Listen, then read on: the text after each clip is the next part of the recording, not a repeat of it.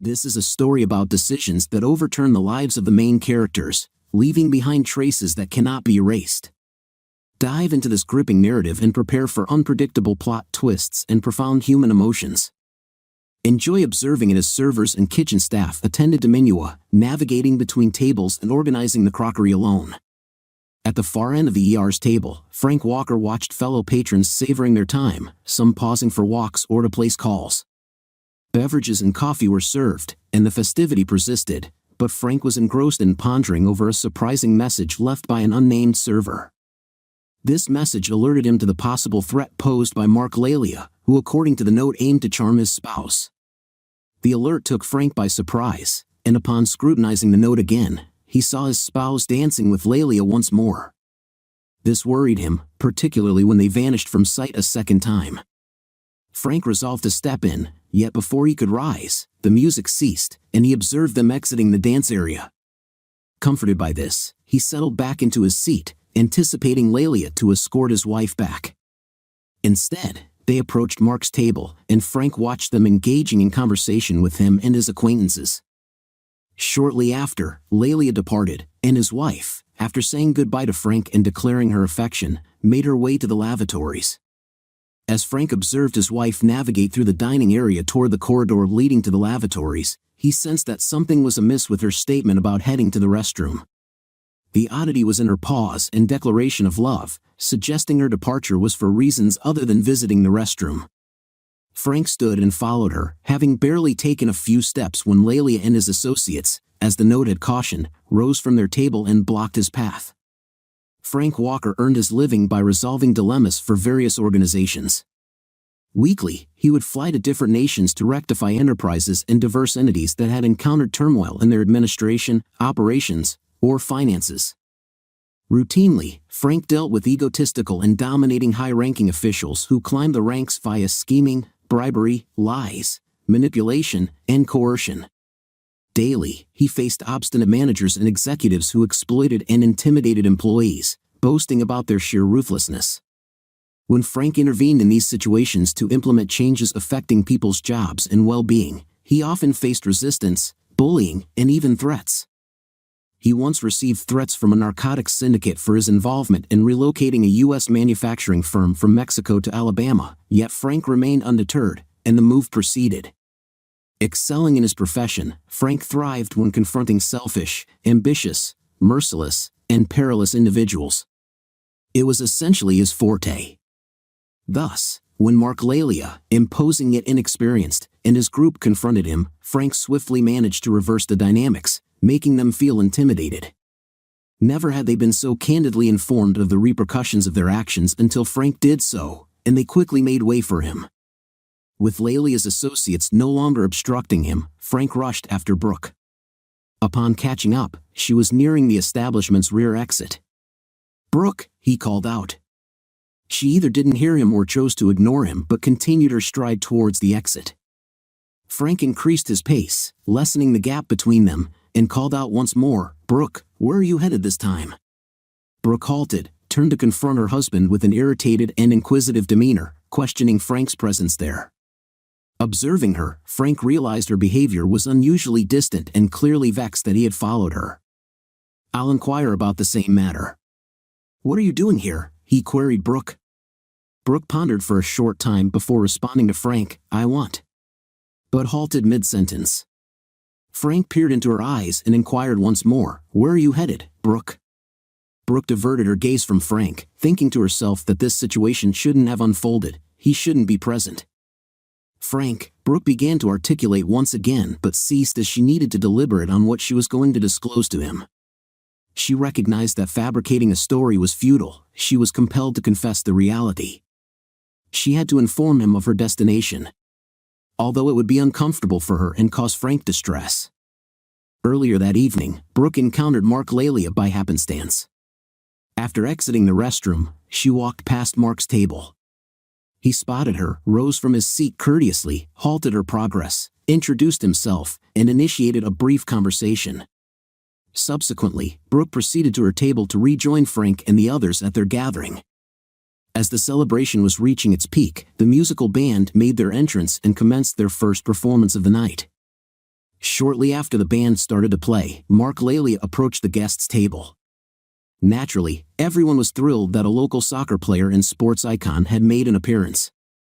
He was congenial, introduced himself, exchanged handshakes with all the attendees, captured some selfies, signed autographs, and then invited Brooke to dance. Brooke was astounded and declined his offer, but Mark persisted politely. The other attendees encouraged her, and Frank offered no objections, so she hesitantly accepted his proposition. Needless to say, Brooke was nervous as Mark escorted her from their group to the dance floor. However, once there, Brooke found that dancing with Mark was unlike anything she had ever expected. He was youthful, attractive, bold, a skilled athlete, and an excellent dancer. During their dance, Mark's touch resonated with her in a way she appreciated. He held her in her preferred manner, and he conversed in a way that was to her liking. He expressed sentiments she enjoyed hearing, charmed her, and from that point forward, she consistently accepted his invitations to the dance floor. As the night progressed, after several dances and growing familiarity, her attraction to him intensified, undoubtedly becoming a physical allure. Eventually, at the night's conclusion, he guided them from the dance floor to a secluded area where he embraced her, kissed her, caressed her, and shared his feelings for her. He proposed they go to his house for privacy and relaxation to discover one another freely. He vividly portrayed how they would spend the night together, deepening their physical connection, promising it would be an unforgettable experience, one she would always remember. Brooke was entranced, and as she sat with Frank and the other guests, she mulled over Mark's offer. She felt torn about leaving Frank at the party to accompany someone she barely knew to his home, yet the thought of being with Mark thrilled her. She realized her desire for him marked a deviation from her loyalty to Frank. Although she had found other men appealing in the past, it never went beyond simple attraction. This night was distinct. She longed for Mark's affection and yearned to surrender to the moment. Yet, she struggled with the remorse of betraying Frank's confidence and the promises made. To rationalize her decision, Brooke sought a convincing justification, one she could accept morally and hope Frank would comprehend.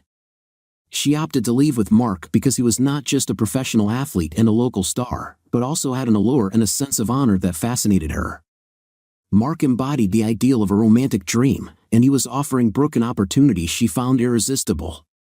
She believed Frank would view it as a distinct adventure for her and would support her decision to pursue this connection with Mark, just this time. She expected he might be disappointed, but would comprehend because he wasn't merely her spouse, he was her most trusted friend and partner, wishing for her to seize this singular chance with Mark.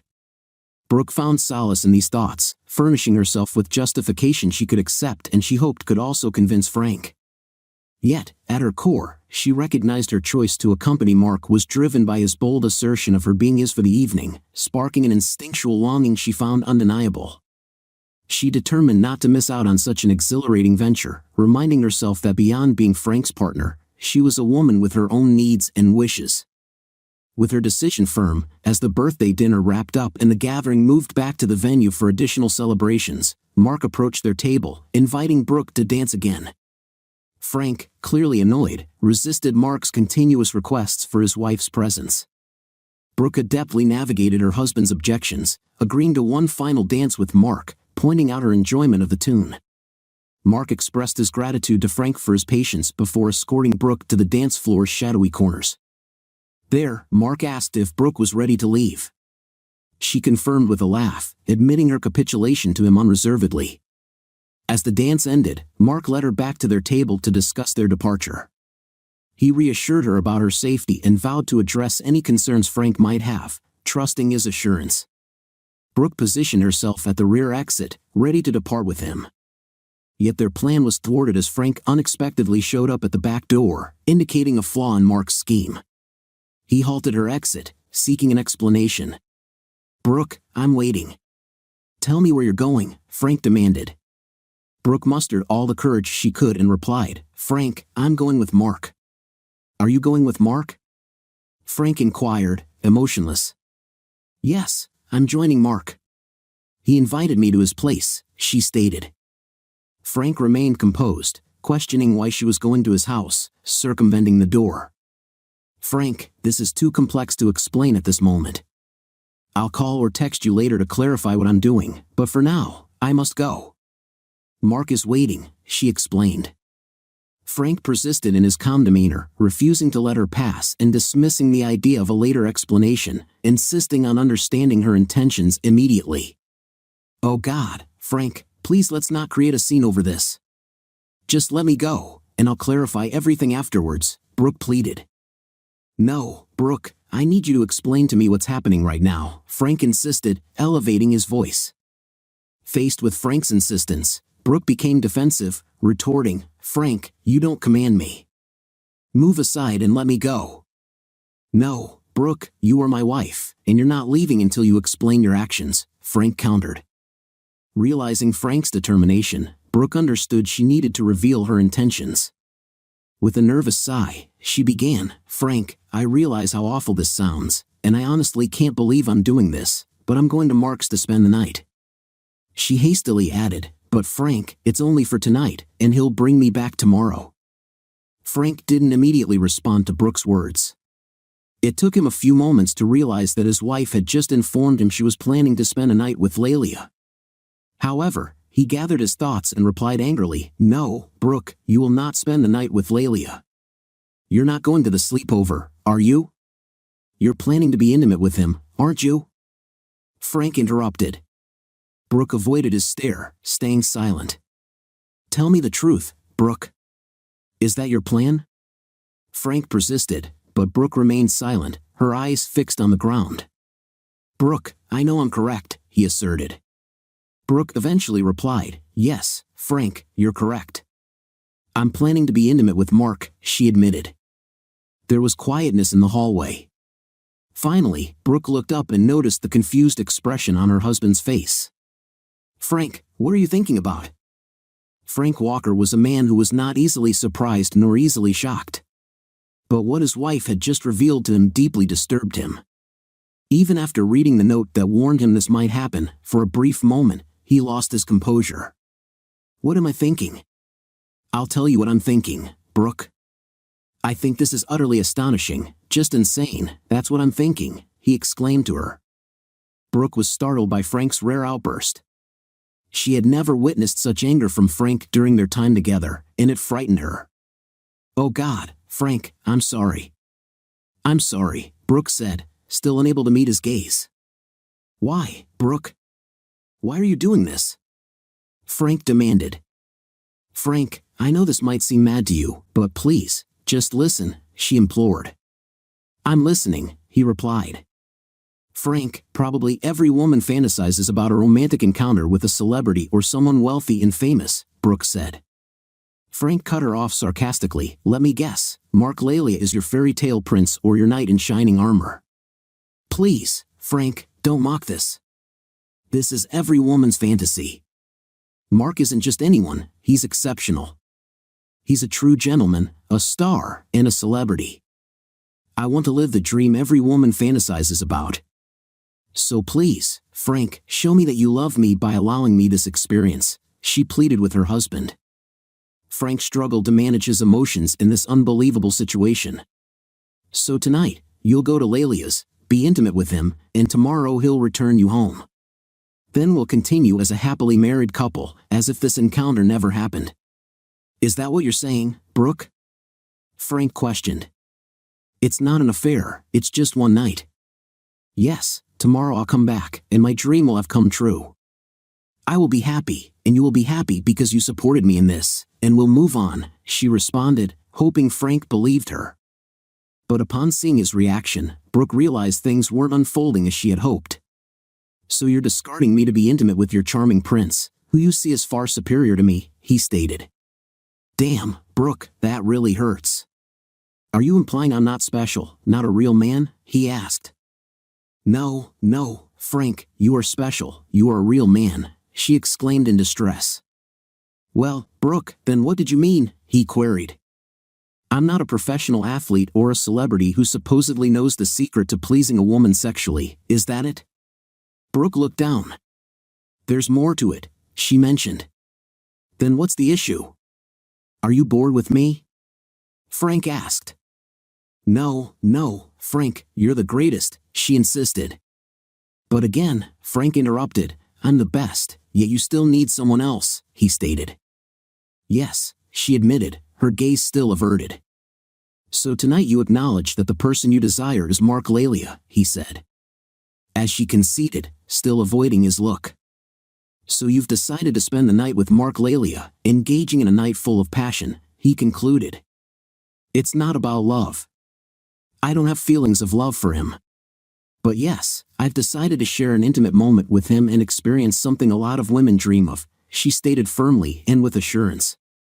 However, she quickly followed up, Frank, I'm not abandoning our relationship. You're my spouse, and I'll never walk away from what we have, but tonight I won't be by your side. I'll be with Mark. I hope, no, I implore you to try to grasp my desires and requirements. Please, Frank, I beg of you, let's not create a dramatic ordeal, she implored. Frank inhaled deeply. Why, Brooke? Why do you believe I should be okay with you sleeping with another guy and then returning to me as if it's nothing? He questioned. It's because you've always approached me with an open heart, and you've consistently respected my emotions, desires, and necessities with care and attention. And I trust that when you see how meaningful this night with Mark is to me, you'll manage your frustration and approach it as a calm, seasoned, cultured individual, she explained to her husband. Can I deal with it? Can I actually cope? Please make it clear to me how I'm supposed to come to terms with the fact that tonight you'll be in Mark Laval's bed and he'll take you. How am I to face tomorrow when he drives up with you, and I learn that you two shared not just a moment but the entire night together? How can I look at you knowing you've shared yourself with someone else? Explain to me, how should I process all this? He inquired. Frank, I don't have an answer for you. I just hope you can figure this out in your head, and we can continue with our lives. I'm aware you're upset with me, but can't you see how crucial this experience is for me? She questioned. Brooke, what you're suggesting is you wish I'd simply swallow my pride and tolerate your escapade with Lalia, Frank remarked. This isn't a fling, she yelled, and no, Frank, I don't expect you to just be okay with it. I'm asking you to acknowledge my emotions and necessities and to reconcile with them because of your love for me and because you're my closest companion, my kindred spirit, and you wish for me to have this unique encounter and experience I might never have again. Frank, this is my plea to you, dear, she expressed to him. Frank mulled over Brooke's appeal momentarily. He struggled to understand how she could expect him to accept her intimacy with Lalia. The longer he pondered, the clearer it became that she failed to understand the seriousness of her actions and their effect on him and their bond. It appeared she was lost in a fantasy inspired by her interaction with Lalia that evening. He felt compelled to snap her back to reality. Brooke, what do they call a guy whose wife has relations with another man? He probed after thinking it over for a bit. Brooke struggled with the term. Exactly, Brooke. They refer to him as a cuckold, a man whose wife is involved with another man for pleasure. But I refuse to be made a cuckold by you and Mark Lavalier, he declared decisively. Tears formed in Brooke's eyes as she faced Frank. So, you're not going to stop me? She asked. No, Brooke, I won't interfere. You're grown and capable of your own choices. Whether you decide to go through with this or not is in your hands. If you believe this is what you need, then proceed. Spend the night with him, indulge in what you call love and intimacy. I won't block your path, Frank interjected. I've already clarified, this isn't about love. I don't love him, I love you, Frank. It's merely a physical LW. I'm attracted to Mark physically, not emotionally, Brooke contended. So, you're distinguishing between love and physicality in your thoughts, Frank deduced. Yes, Frank. I'm spending time with Mark due to physical attraction, but I'll return to you because of our love. You're my spouse, my closest ally, my soulmate. What we have goes beyond mere physical connection, she reassured him. I won't argue over the difference between love and physical attraction with you, but as I've stated, I won't obstruct your path, Frank repeated. Brooke stared at Frank, pondering if he genuinely comprehended. Brooke, if this is truly your wish, pursue it, but Frank paused. Before you go, we're ending our marriage right now, Brooke panicked. End our marriage? What do you mean? I imply that once you exit, our matrimonial bond ceases. We'll detach our rings and annul our union. The formal procedures will be addressed afterward, yet in my view, our marriage terminates prior to your departure, Frank elucidated. Before Brooke had the chance to retort, Frank proceeded. And this evening, when Lelia escorts you, I'll stand cuckolded, for you'll no longer be my spouse. No, no, no. I cannot undertake this, Frank. I simply cannot, Brooke yelled. We've concurred on this, Brooke. So, what is your verdict? He pressed. I'm uncertain, she uttered tiredly. Ridiculous. You're fully aware of your desires. You wish to spend the evening with Mark Lavalier and then return to me, Frank alleged. Brooke wept bitterly. Are you serious? If I spend just one night with Mark, will you end our marriage? She inquired, her voice quivering. Absolutely, he confirmed with utmost seriousness. Brooke swiftly transitioned from panic to fury as she realized her justification for spending the night with Mark disintegrate right before her. Frank, do my sentiments and feelings genuinely hold so little value to you that you would instantly terminate our marriage over this without affording us an opportunity to resolve and proceed together? She questioned. Brooke, there's nothing to rectify here. The knowledge that certain matters in life are immutable, and my spouse being intimate with another man is among them. I won't consent to an arrangement where you're intimate with Lelia, and afterward, we continue our lives as though it's trivial, he stated. So, my feelings, emotions, and necessities are meaningless to you, she remarked sarcastically. Brooke, merely moments ago, you departed and left me, effectively discarding me without any clarification. Had I not pursued and halted you, you'd currently be en route to Mark Cavalier's residence for an intimate night. Thus, evidently, my sentiments and emotions are inconsequential to you. Why then should your feelings and emotions hold any significance to me? He questioned. The gravity of her choice struck Brooke. Oh my goodness, Frank, I'm profoundly remorseful. It never crossed my mind, she expressed. Damn it, Brooke, don't claim you didn't contemplate it, because you did. All I could think about was you getting ready for Lelia and the sensuous activities he had planned for you, Frank began. You certainly didn't consider my perspective, why you left your destination, and your actions, he articulated. Oh God, Frank, please trust me. I had no intention of departing without informing you of my whereabouts. Upon arriving at Mark's, I intended to message you, elucidating my location and action, she explained. Message me? Really? Frank laughed. So you're saying while you're in bed with Lelia, your intention was to message me? Frank, I regret leaving the gathering, but I chose to visit Mark Lavalier for some private moments, so I won't be returning home tonight. Good night and see you tomorrow, is that it?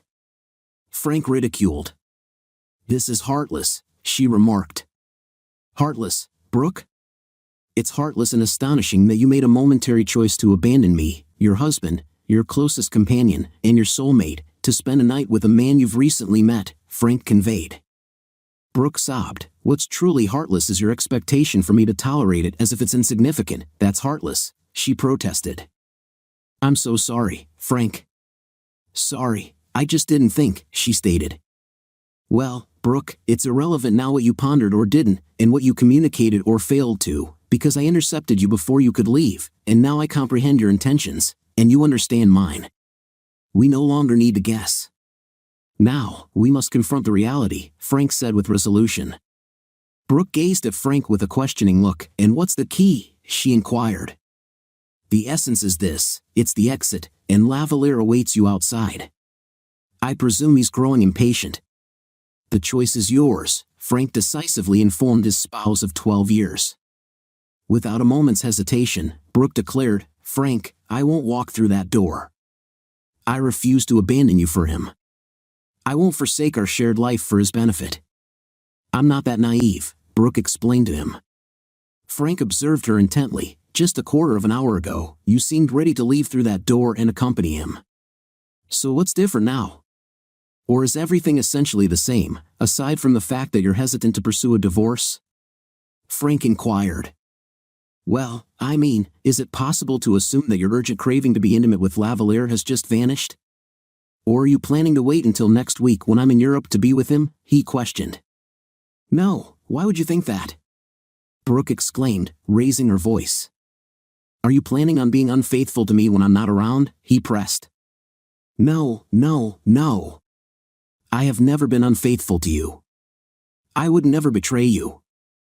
I adore you, she declared loudly. But earlier tonight, you were on the verge of being unfaithful. If I hadn't intervened, you would be betraying me at this moment, for the second time, Frank recounted. The truth struck Brooke forcefully, and she was suddenly confronted with the reality of her actions towards Mark. Oh my goodness, no, no, no. What was going through my mind? She yelled. So, what occurred? He inquired. I'm not certain, Frank. I'm completely bewildered. I can't grasp how I thought it was okay to go with Mark, believing it wouldn't be wrong or upset you, she admitted. Frank listened, yet his doubtful look didn't escape her. She realized she needed to be utterly transparent with him. Frank, I honestly don't know what got into me. It all started when Mark came up to our table, asking me to dance and led me to the dance floor. He was so bold and insistent, constantly expressing his desire for me and how enjoyable it would be to be together in a romantic sense.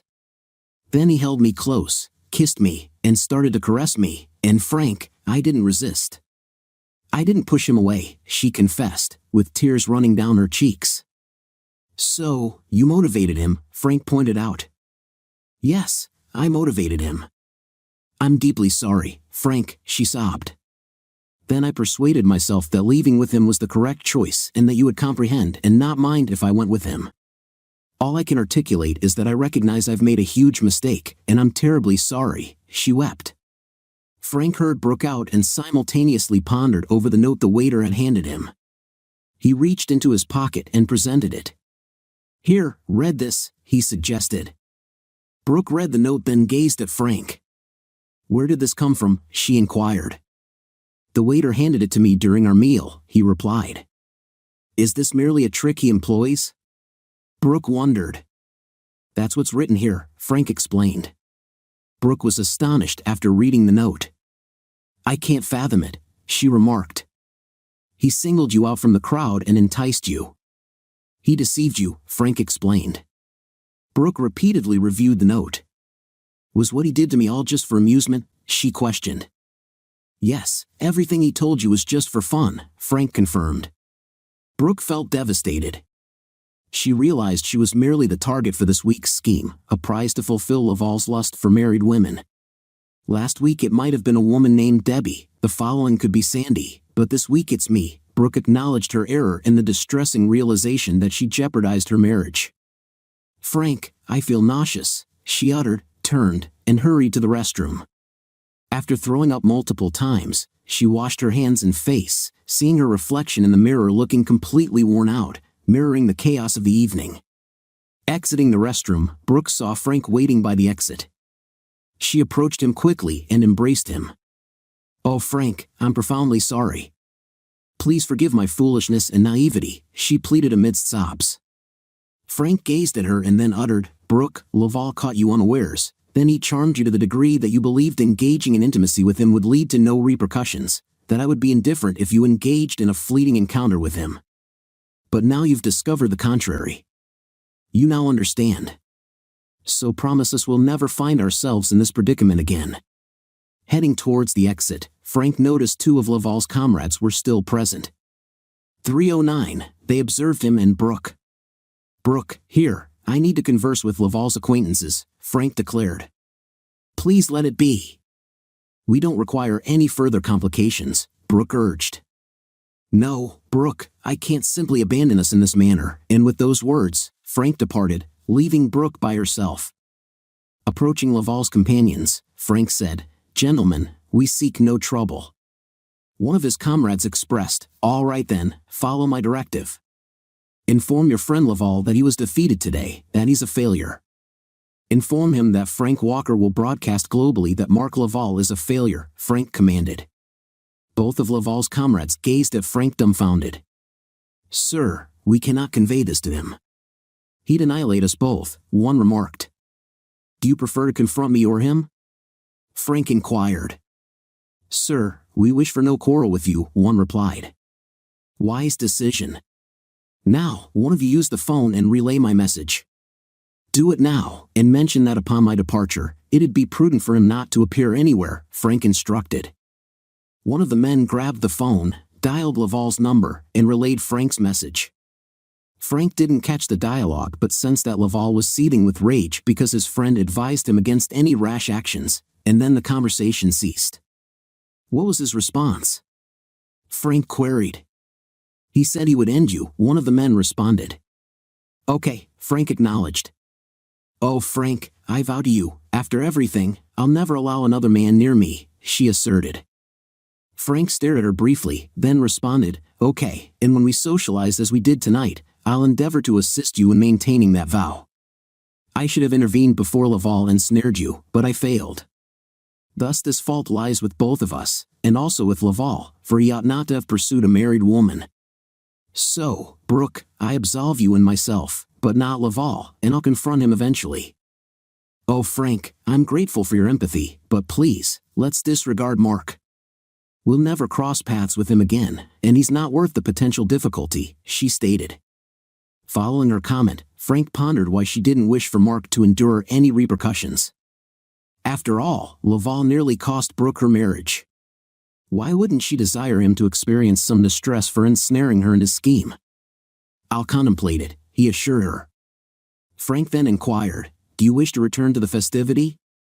No, Frank, let's head home, Brooke exclaimed. Absolutely yes, let's just return home. Frank and Brooke proceeded back through the corridor, re-entered the restaurant, and with that, Frank, his two companions, picked up Brooke, and they departed the establishment and the bar. On the street, Frank handed the parking stop to the valet, and then they, along with several other duos, awaited their automobile. During their wait, an SUV accelerated towards them, halting abruptly in front of them, and the passenger window descended. An irate Mark Laval was inside the SUV. Come on, Brooke, you mentioned your desire to accompany me, so come on, enter the vehicle, Mark yelled. She will not accompany you, Laval, Frank retorted. I'm not conversing with you, elderly man. Mark yelled back at Frank. Come on, Brooke, let's depart now, Mark persisted. No, Mark, I can't accompany you this evening, Brooke replied to him. Brooke, come here and enter the car, let's depart now. Mark yelled. She won't accompany you. You were defeated in the game, you're a loser now. Leave this place, loser, and let us be, Frank informed Mark. Being labeled a loser in the presence of a crowd, who were probably his supporters, immediately angered Mark. I'll prove who the real loser is. Mark yelled, exiting his SUV. Frank advised the crowd awaiting their vehicles to distance themselves, as the situation might escalate. He then proceeded to the SUV's driver's side front, where he encountered Lavalier wielding a sizable semi-automatic pistol. Consumed by fury from losing Brooke and facing public disgrace, Lavalier was uncontrollable. Frank analyzed Lavalier and his actions, bringing back memories of a spectacle in the Masai Mara, Kenya, where he observed a battle between a lion and hyenas over the lion's catch. Similarly, Lavalier had pursued Brooke for hours and then claimed her, intending to take her home for his gratification. However, before he could enact his plan, Frank intervened and rescued her. Now, like that lion, Lavalier was fixated on reclaiming her, indifferent to the measures required to accomplish his goal, even if it meant eliminating Frank. Brooke will join me, and if you attempt to halt it, I will eliminate you, Lavalier declared.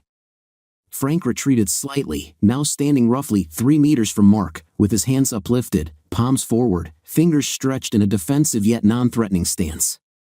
Lower the firearm, Frank requested. You've disrupted my pursuit, and I'll end you. Put down the weapon before it escalates, Frank suggested in a composed, assertive tone. I'll display who's in trouble. I'll end you and then pursue your spouse, Mark threatened, aiming the pistol at Frank. So absorbed in his tirade and anger, Lavalier failed to notice Frank's subtle movement of his right hand into his trouser pocket, where he carried a Sig Sauer micro-compact semi-automatic pistol, loaded with 8 rounds of Hornady critical defense ammunition.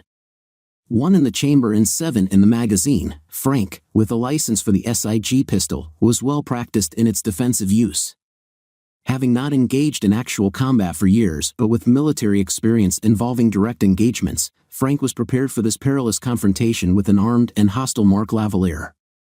The resurgence of those memories instilled in him the necessary reaction for this life-threatening predicament.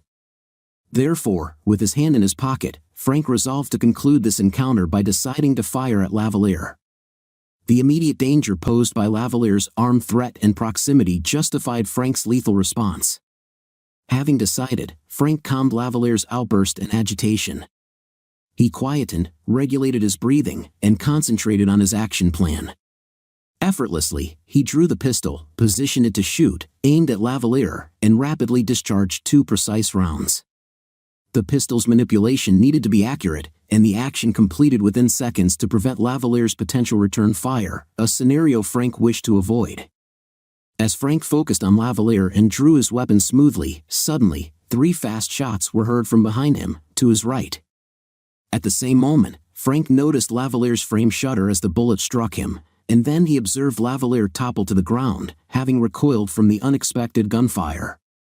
Frank wondered aloud, "What the hell?" and turning, noticed the assailants still pointing their handgun at Mark's prone figure. Frank swiftly regained his composure and confronted the assailant.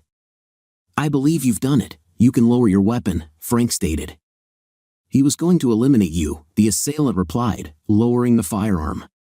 "Yes, that's what he mentioned," Frank responded, then inquired, "Who are you?" "I'm an off-duty officer, and I'm in charge of security here," the assailant explained, as they hastened towards Lavalier. "Oh, excellent. I'm relieved you're here," Frank expressed. "Yes, I'm thankful I'm here too," she responded.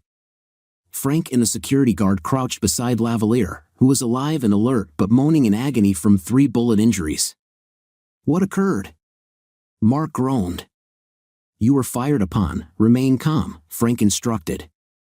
"Was I shot?" Mark inquired. "Indeed, you were shot," Frank confirmed. "Who fired at me?" Mark questioned. "I fired at you, Mark," the officer confessed. Mark stared at the officer. "Marjorie," he uttered. "Yes, Mark," she replied. "Oh my gosh, Marjorie, why? Why did you fire at me?" Lavalier questioned, breathless. "Because you were about to murder this gentleman," Marjorie explained. Mark was panting heavily and bleeding profusely. "Oh God, it hurts so much. Please aid me." "I've summoned the ambulance. They're en route." "Stay put and hang on," Marjorie instructed. Lavalier was gasping for breath. "I didn't intend to murder him, it was merely a jest," Mark stated, struggling for breath. "Pointing a firearm and menacing someone is no jest," Marjorie retorted. "Marjorie, you're aware it was a jest," he said in a faint voice. "Mark, how often must I tell you that your jest might result in your demise?" she replied. "I understand, but it was only a jest." "I was merely jesting," he wheezed. "Oh God, I'm so chilly. Why am I so cold?" Then he looked at Frank and pleaded, "Please, sir, I'm extremely parched. Could you fetch me some water?" Frank turned and called to the bystanders to procure water for Lavalier. Lavalier was losing blood rapidly, and Frank realized that even if the paramedics arrived immediately, nothing could be done to save him because he had bled out excessively. For a brief period, Lavalier continued to plead for assistance, but then grew silent, weakened from blood loss. After a few more moments, his breathing ceased. Frank checked for a heartbeat, checked again, but found none. He had departed. Mark Lavalier had passed away. It was past 11:30 p.m. when the authorities permitted Frank and Brooke to exit the restaurant and bar. They, along with other eyewitnesses of the altercation and shooting, were interviewed by law enforcement detectives, special agents, internal affairs, and even an assistant prosecutor. Frank and Brooke recounted their interactions and involvement in Mark Lavalier's affairs, and Frank issued a separate endorsement of the off-duty officer's action to shoot Lavalier, publicly stating she preserved his life. But after a night that began with attending a birthday celebration and concluded with their entanglement in the homicide of a local sports celebrity, Frank and Brooke were heading home. They traveled in silence for a stretch, neither uttering a single word until Brooke disrupted the quiet. "Frank," she began. "Yes," he replied. "Are you regretful that you didn't end him?" she probed without hesitating. "Yes," Frank admitted. Brooke pondered his instantaneous and unequivocal response and detected the resentment in his tone. Frank was deprived of contentment and was irate that the scenario with Lavalier concluded with a female security officer committing the act. When Mark confronted them outside the restaurant, Brooke was certain this now constituted Frank Walker's challenge, and she anticipated that it wouldn't bode well for Mark Lavalier. Mark was a youthful luminary with an enormous ego, a volatile temperament, and a weapon. In contrast, Frank Walker was an experienced corporate tactician accustomed to undermining influential figures. Infuriated that this adult indulging in childish antics dared to attempt to usurp his wife directly before him, Mark Lavalier could not evade the repercussions. Brooke was fully aware that Frank was carrying a weapon and understood he had intentionally enticed Mark into a scenario where he would likely end his life. Informing Mark that he had been defeated in their game and labeling him a failure served purely as lure, and inevitably, Mark took the bait, which doomed him. Thus, Brooke was certain Mark Lavalier was doomed before he even exited his SUV. Observing the clash between the man she might have loved and her spouse, she was deeply troubled because she believed herself to be the cause of Mark's demise. Had he not chosen her and had she not consented to accompany him, he would be alive. Yet, by some odd twist of fate, an off-duty police officer fatally shot Lavalier, mistakenly believing he was protecting Frank's life. This action inadvertently prevented Frank from having Lavalier confront the consequences of attempting to elope with his wife, yet it also spared Brooke the anguish of knowing her husband was the killer.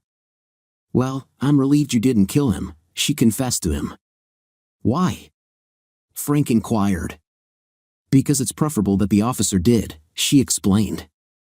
"Do you mean by the police?" Frank pressed. "Yes, and by the news outlets," she added.